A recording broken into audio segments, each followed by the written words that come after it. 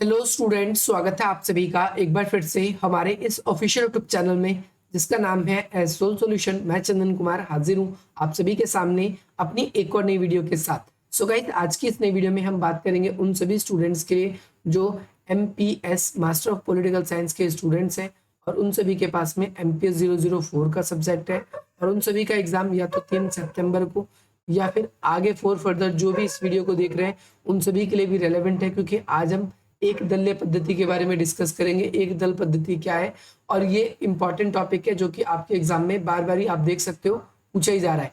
तो अगर हम देखें, दलों की प्रकृति के आधार पर दलों के वर्गीकरण किए जाते हैं और दलों का वर्गीकरण जो है 3 आधार पे किया गया है। पहला एक दलीय व्यवस्था, जिसके बारे में आज हम डिस्कस करेंगे इस वीडियो में। दूसरी वीडियो आप सभी के लिए 2 दलीय व्यवस्था की होगी और तीसरी वीडियो आप सभी के लिए बहुदलीय व्यवस्था की होगी, ताकि आप सेपरेटली इनको अच्छी तरीके से समझ सकें। तो एक दलीय प्रणाली किसे कहते हैं? एक दलीय प्रणाली उसे कहते हैं जिसमें केवल एक ही राजनीतिक दल होते हैं और सभी राजनीतिक गतिविधि उन्हीं के माध्यम से गुजरती है। चुनाव में एक ही दल के उम्मीदवार खड़े होते हैं और सभी सरकारी पद पर एक ही दल के लोग नियुक्त होते हैं। तो ऐसे लोगों को हम क्या करते हैं? ऐसे सिस्टम को एक दलीय व्यवस्था कहा जाता है। विरोधी दल का निर्माण पर पाबंदी होती है, जैसे कि चीन में है, और ऐसे कोई भी विरोधी अगर सिर उठते हैं तो उन्हें कुचल दिया जाता है। आप सभी को ध्यान रखना है, 20वीं सदी में बहुत सारे देशों में एक दलीय प्रणाली आई है। अब इनमें से 2 मुख्य की हम चर्चा करने वाले हैं। सबसे पहला प्रथम हम उसकी डिस्कस करेंगे, इसके बारे में डिस्कस करेंगे, एक एक करके हम यहाँ पर देख लेते हैं। सबसे पहले अब यहाँ पर आपको अच्छी तरीके से देखिएगा। सबसे पहले एक हम वो बात करेंगे शासन व्यवस्था, जो कि कैसी है? सर्वाधिकारी शासन व्यवस्था है। सर्वाधिकारी शासन व्यवस्था जिसमें सरकारी या विचारधारा सीमित एक ही पार्टी तक सीमित रहती है, एक ही पार्टी में सीमित रहती है, जहां पर कम्युनिस्ट पार्टी हो सकती है या फिर फासिस्ट पार्टी हो सकती है। जैसे कि जर्मनी में प्रथम विश्व युद्ध से पहले फासिस्ट पार्टी थी, इटली में भी फासिस्ट पार्टी थी, वहां पर तानाशाह थे। एक ही कम्युनिस्ट सरकारें को मान्यता मिलती है और उनमें वर्ग विभेद खत्म कर दिए जाते हैं। हर दल किसी खास वर्ग के हितों का प्रतिनिधित्व करते हैं। चूंकि साम्यवादी दल जो है सिर्फ एक ही वर्ग के रह गए और वो क्या करते हैं? समाज में सिर्फ एक ही दल के होते हैं और एक ही वर्ग का समर्थन करते हैं। सन 1985 में मिखाइल गोर्बाचेव, कौन थे मिखाइल गोर्बाचेव? तो सोवियत संघ के अंतिम महासचिव ने रूस की कम्युनिस्ट पार्टी के महासचिव चुने गए और 1998 में वह देश के राष्ट्रपति बने।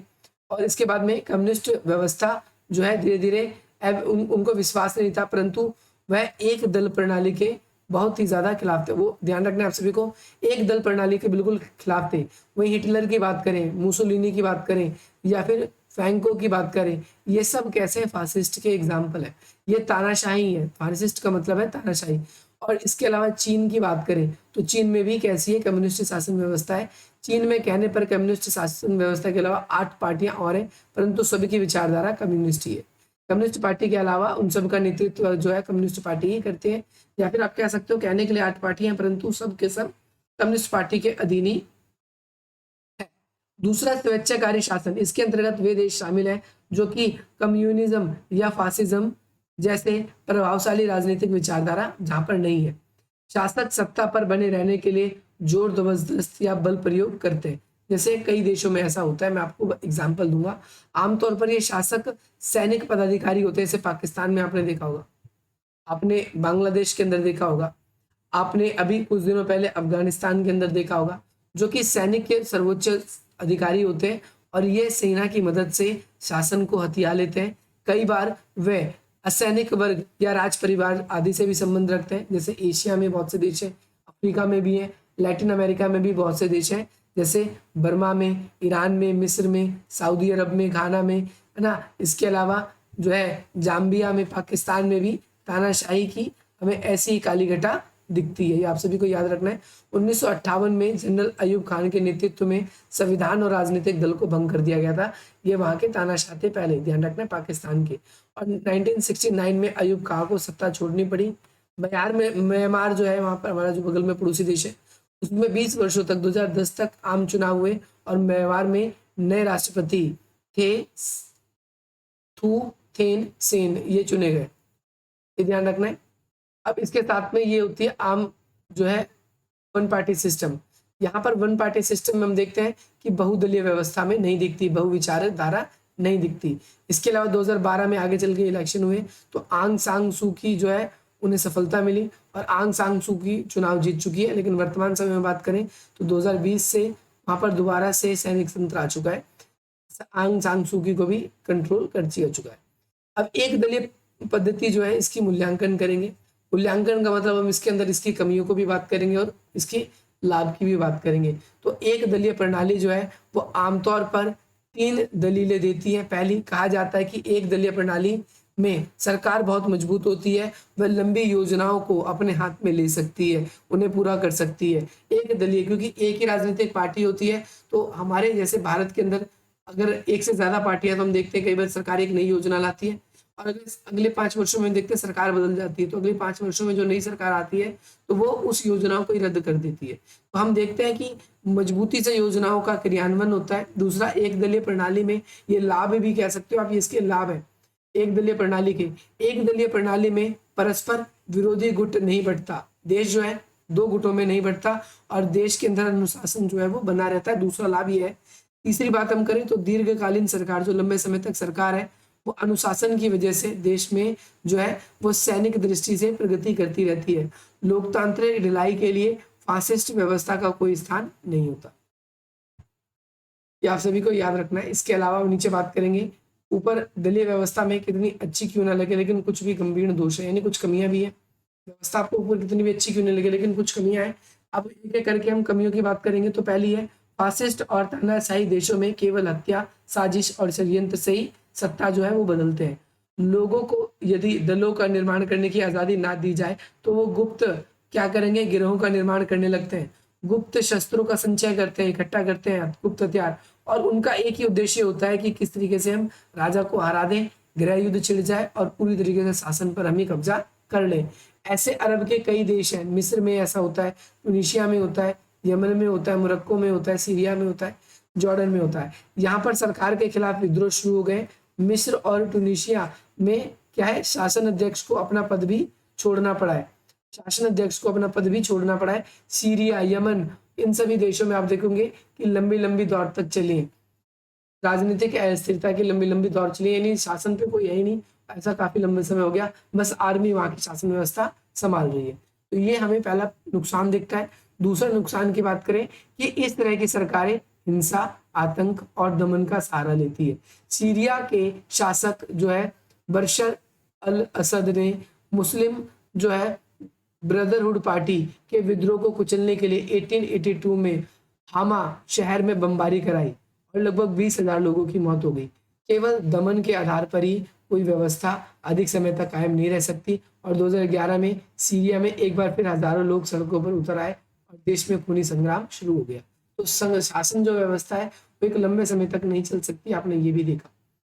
अगली बात करें, तीसरी बात, तो दलीय प्रणाली जो है सच्चे अर्थों में लोकतंत्र, यानी एक दलीय प्रणाली है तो वहां पर लोकतंत्र होगा नहीं, क्योंकि हमारे पास ऑप्शन ही नहीं होगा। एक ही राजाओं को या एक ही शासकों को हम चुनेंगे, एक ही शासकों को चुनेंगे तो हम देख सकते हैं कि जनता के पास ऑप्शन नहीं होंगे, तो लोकतंत्र किस बात का, जनता चाहे चुने न चुने वही शासक में आएंगे, आप सभी को ध्यान रखना है। तो एक दल में जनता के अधिकारों का हनन होता है, जनता सरकार के विरोध करने वाली कड़ी यातनाएं भुगतनी पड़ती है, यानी जनता अगर सरकार का विरोध करती है तो उनको बहुत कठिन वो दिया जाता है, दंड दिया जाता है। और लोकतंत्र का अर्थ जनता की सरकार, ध्यान रखना है, सभी लोगों के हर विषय पर एकता असंभव है, यानी सभी लोग हर विषय पे एकता हो जाए ये तो मुश्किल है। कुछ लोग विरोधी भी हो सकते हैं, कुछ लोग सपोर्टर्स भी हो सकते हैं। तो लोकतांत्रिक प्रणाली को सबसे अच्छी प्रणाली माना जाता है क्योंकि इनमें सबसे अधिक राजनीतिक दल होते हैं और वो राजनीतिक दल शासन व्यवस्था अपनी इच्छा से नहीं बल्कि जो भी चुने जाते हैं व्यक्ति वो सभी जनता की इच्छाओं के द्वारा बनाते हैं, नीति निर्धारण करते हैं। तो लोकतंत्र में सरकारी निर्णय को प्रभावित करने के लिए दलों के अलावा गुटबंदी, मजदूर संघ, वाणिज्य और कृषि व्यवसाय ये सारे संघ शामिल आते हैं, ये आप सभी को याद रखना है। अब 4th पॉइंट की बात करेंगे। अब कम्युनिस्ट देशों में एक दलीय प्रणाली का विरोध क्या हो गया है, शुरू हो गया है। कई देशों ने तो कम्युनिज्म को पूर्ण रूप से परित्याग कर दिया है। चीन में आज भी कम्युनिस्ट व्यवस्था है। रूस और पूर्वी यूरोप में जो है वो पूर्वी यूरोप की घटनाओं का चीन पर भी प्रभाव पड़ा है। कुछ समय पहले अगर हम देखें तो वहां पर अभिव्यक्ति की स्वतंत्रता को लेकर चीन में छात्रों ने जबरदस्त आंदोलन चलाए और आंदोलनों को कुचल दिया गया। फिर से वहां पर आंदोलन जीवित हो सकता है। ऐसे धीरे धीरे चीन में समाजवाद और जो कम्युनिस्टवाद है इसकी स्थापना हो सकती है।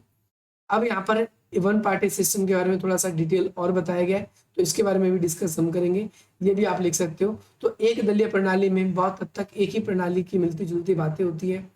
मॉरिस दुर्जर्व जो है ये भारत की दलीय प्रणाली को प्रधान दलीय प्रणाली कहा है। प्रधान दलीय प्रणाली मतलब भारत की राजनीति में कोई एक दो राजनीतिक पार्टी का ही वर्चस्व नहीं है, बल्कि बहुत सारी राजनीतिक पार्टियां हैं। हालांकि भारत में शुरू से ही कई दल रहे हैं, जैसे Congress, Samajwadi party, communist party और कई सारी पार्टी हमारे देश में स्टार्टिंग से ही रहे। तो भारत में पहली बार आम चुनाव 1951 में हुए और उस समय जनसंघ की स्थापना हो चुकी थी। 1977 में पहली बार कांग्रेस पार्टी ऐसी रही जो अपना सरकार ना बना सकी और उसे शासन व्यवस्था से बाहर रहना पड़ा। और कांग्रेस प्रणाली जो थी एक दल के प्रधान के रूप में 1967 तक ही रह पाई। इसके बाद में इसका वोट परसेंटेज था वो कम हो गया, क्योंकि लोकसभा में बार बार कांग्रेस पार्टी को बहुमत मिल रहा था। रजनी कोठारी ने इन राजनीतिक व्यवस्था को रेखांकित किया है और कांग्रेस का आधिपत्य बरकरार रहा और चुनाव के बावजूद भी बदलाव की कोई नामो निशान नहीं था। यहाँ पर बदलाव के कोई भी नामो निशान यहाँ पर नहीं दिखते। इसके अलावा हम देखते हैं कांग्रेस की प्रधानता के कई कारण थे। महात्मा गांधी, पंडित जवाहरलाल नेहरू, सरदार वल्लभ भाई पटेल, मौलाना जो थे अबुल कलाम आजाद और अन्य नेता ऐसे थे जो कांग्रेस के साथ पार्टी में थे और उन्होंने आज़ादी का स्वतंत्रता संग्राम लड़ा था। तो कई लोगों का ये कहना था कि शायद ये जो राजनीतिक पार्टी कैसी थी जिसके अंदर आज़ादी की विरासत हासिल थी, इसीलिए ये लंबे समय तक जीत पाई। इसके अलावा कांग्रेस ने अपने अनेक गुट तत्वों को समायोजित किया, जैसे कि जूस्टर व गाई विंट। कांग्रेस में प्रत्येक पार्टी है जो है उसके अंदर अलग अलग में विचार, संप्रदाय, समुदाय, अलग अलग तरह के लोग रहते हैं और वो सभी के सभी सहयोगी है। अगला है उनका संगठन पूरे देश में मौजूद था, यानी पहले जो राजनीतिक पार्टियां थी पूरा संगठन देश में था। और भारतीय जनसंघ कम्युनिस्ट पार्टी को छोड़कर भारत में ऐसी कोई राजनीतिक दल नहीं थी जो कभी न कभी कांग्रेस के मेंबर ना रहे। तो ज्यादातर पार्टी के मेंबर पहले कांग्रेस के सदस्य बने। जब उनको लगा कि वहां पर उनकी अब दाल नहीं गल पाएगी तो वो उन पार्टियों को छोड़कर उन्होंने सबने अपनी अलग अलग नई नई पार्टियां बना ली। जून 1975 में आपातकाल की घोषणा हुई और उस समय अगर आप देखोगे तो राजनीतिक दल पे बुरा प्रभाव पड़ा था। इंदिरा गांधी ने अपने विरोधी हर एक राजनीतिक पार्टी का दमन करवाया और इसके बाद में आगे चल के आप देखते हो 1967 में जो है लोकसभा के चुनाव हुए। इस चुनाव में जो है जनता पार्टी की सरकार बनी। कांग्रेस पार्टी पहली बार शासन से बाहर थी और कांग्रेस पार्टी को विपक्ष में उस समय बैठना पड़ा। ध्यान रखना है कांग्रेस के जो बड़े बड़े दिग्गज नेता थे वो भी इस चुनाव के अंदर हार गए थे। तो ये ही कॉन्सेप्ट था आप सभी के लिए। मुझे ऐसा लगता है कि आपको एक क्लियर हो गया होगा इसके क्या लाभ है, क्या हानि है, या नॉर्मल सी और भी कुछ बातें। अब जो हमारी अगली वीडियो होगी उसके अंदर हम डिस्कस करेंगे दो दलीय व्यवस्था। अगर आप लोगों को ये वीडियो पसंद आए तो आप इस वीडियो को लाइक करें, अधिक से अधिक मुझे तक शेयर करें और हमारे इस चैनल को सब्सक्राइब करें। बाकी अगली वीडियो जो है आप सभी के लिए जल्दी आ जाएगी। आप सभी ने चैनल सब्सक्राइब नहीं किया तो कर सकते हैं। बाकी मिलते हैं हम आप सभी से अपनी अगली वीडियो में। जय हिंद, जय